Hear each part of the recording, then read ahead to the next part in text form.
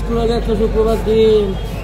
আমার মায়ের রোজে প্রোগ্রাম করতেছে, আমার মায়া করতেছে, ম্যাম আমার শরীরটা ভালো লাগতেছে না, আমার শরীরটা ভালো লাগতেছে না। ম্যামে রোজে দাঁড়া দেখলে দিচ্ছ না, শীতের দিন শীত যে কোন যাইলো আমি বুঝলাম না। ম্যাডাম আমি দেখেছি বাবা ম্যাডামের মাথা ম্যাডাম কি আসলো, ম্যাডামের মাথা তো না দিয়া আজকে যদি ম্যাডামে আমার ম্যাডাম একটু সাহায্য নিয়ে বলতো আজকে আমার বাবা আমি বুকটা গালিও না, আমার বুকটা গালি Khudiram Bose English medium school. কি কারণে মানে ডাক্তার কাছে নেওয়ার পরে ডাক্তার কাছে সানস্ট্রোক করছে, সানস্ট্রোক করে অ্যাক্সিডেন্ট দিয়েছে। এরপরে পরের দিন স্কুলে আমার মেয়ে দীপালিতা পাল ক্লাস টিচারে ফোন করছে, ক্লাস টিচারে ফোন করার পরে ম্যামের আমি বলছি ম্যাম আমার মেয়ে সানস্ট্রোক করছে, সানস্ট্রোক করছে অ্যাক্সিডেন্ট দিয়েছে।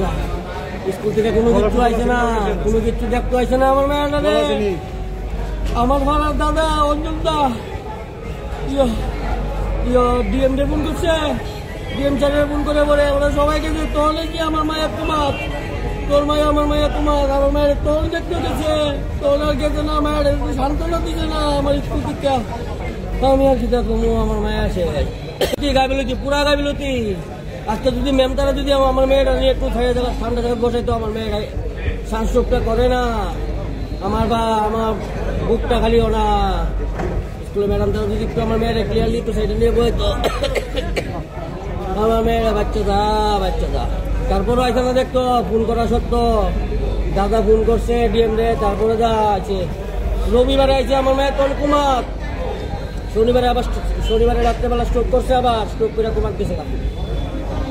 তারপরে এই যে শনিবারে তারা সবাই দেখতো, এর আগে বার একটা বার হয়েছে না আমার মেয়েটা একটু আমার পাশে একটু দাঁড়াইছে না, সান্ত্বনা দিছে না আমারে। আমার তো বুকটা শেষ। তারা গাইবিলতি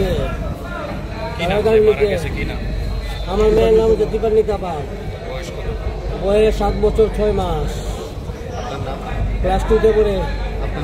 আমার নাম দেবাশিস পাল, বাড়ি জীবননগর বনকুমারী।